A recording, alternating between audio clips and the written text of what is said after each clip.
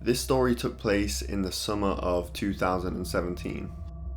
I was off from school and I didn't really have anything to do. One night I was laying in bed just on my phone. I'd been watching YouTube videos for hours upon hours and started to get a little bored. I thought that maybe some of my friends would be down to hang out, and so I went to hit them up and remembered that I didn't have any friends. I thought to myself, well, maybe I need a girlfriend, someone I could spend most of my time with. I went straight into the App Store and installed the first dating app that popped up. I set up my account and used the best pictures that I had of myself, making sure that I had the best chances of getting a girlfriend. After a few swipes, I came across a beautiful girl named Haley. She was pretty much exactly what I was looking for. I gave her account a like, but before I could start a conversation, I had to wait to see if she liked me back. About a minute later, a notification pops up saying that me and Haley matched. As you can imagine, I was pretty excited and didn't waste any time. I started to type out a message, but before I could finish it, she had sent me one first. The message read, "Where do you live?" I replied back with my address and she responded almost instantly with, "Come over, I'm home alone." At that moment, it was quite late, I'd say about 10:30 p.m. But that didn't matter to me. I agreed and she sent me her address. As I get closer and closer to the address, I noticed that it's pretty much in the middle of nowhere. I was driving down a long countryside road with nothing but grass and fields on either side. Occasionally I'd pass a house, I'd say once every 2 or 3 miles, but that's it. I eventually pull up to the address, and as I expected, it was one of the houses on this long countryside road. I park at the side of the road and turn my car off, but before I get out, I take a look at the house.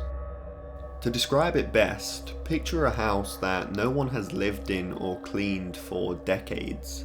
The lawn was overgrown, most of the fence was broken, 2 of the windows were smashed and all of the others were dirty. The front door was all dented and the paint had been scratched off. But just before I got out of my car, I saw something out of the corner of my eye. In the left window of the house, upstairs, I saw a creepy man staring at me. He was crouching, looked like he was trying to go unnoticed, and as soon as I looked up, he moved away into the darkness.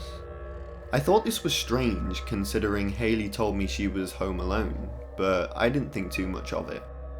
I got out of my car and made my way through the overgrown grass to the front door. I gave it a knock, and shortly after I receive a message on my phone. From Haley. It read, "Let yourself in, I'm down in the basement, you can meet me down here." I gently open the door, and the entire thing falls off its hinges and onto the floor. It didn't seem like Haley cared too much about things being broken around here, so I just thought I was doing her a favor. I make my way down to the basement. Each step I take would make the typical creaking sound you'd hear in a horror movie. When I made my way down to the bottom, Haley isn't nowhere to be seen. But out of the darkness on the other side of the room, a man appears. This guy was probably in his mid-50s, had a long, thick, ungroomed beard, messy hair, and had a belly on him. He was also holding a large machete-type knife in his right hand, and was walking slowly towards me while grinning. Again, I thought this was strange, since Haley told me she was home alone. So I just said to this guy, "Yo mate, do you know where Haley is? She told me she'd be down here." The man replied, "Haley isn't here right now." Still slowly walking towards me with that same grin on his face. I reply back with, "Oh no, she's down here somewhere, she told me a few minutes ago." Still taking slow steps towards me, the man said, "Haley doesn't exist, Lewis." I thought it was weird how he knew my name, since this was the first time that I met this dude. I respond back saying, "Nah man, she definitely exists, I was just texting her a minute ago." At this point, the man no longer had that sinister grin, but more of an irritated, angry, pissed off look. Still walking towards me, he said, "Lewis, don't you understand? I am Haley." I stood there for about 2 or 3 seconds just looking him up and down, and then I replied back saying, Nah, I've seen what she looks like in pictures and you look nothing like her." The man throws his knife onto the floor, pulls out a phone and shoves it in my face and says, "Look, dipshit." The screen that he was shoving in my face had Haley's profile up. It also had the messages between me and her from not long ago. Looking confused, I said to the man, "Oh, that's kinda weird, why have you got Haley's phone?" The man lets off a big sigh, drops the phone and puts his hands over his head as if he had a headache. The last thing he said to me was, "Lewis, just leave. I've had enough of this shit. You're an idiot. You are an absolute idiot. Just leave."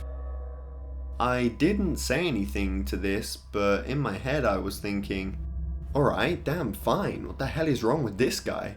I go back upstairs and get back into my car.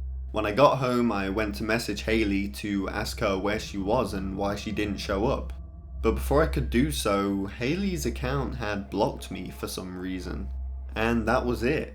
I never spoke to Haley ever again.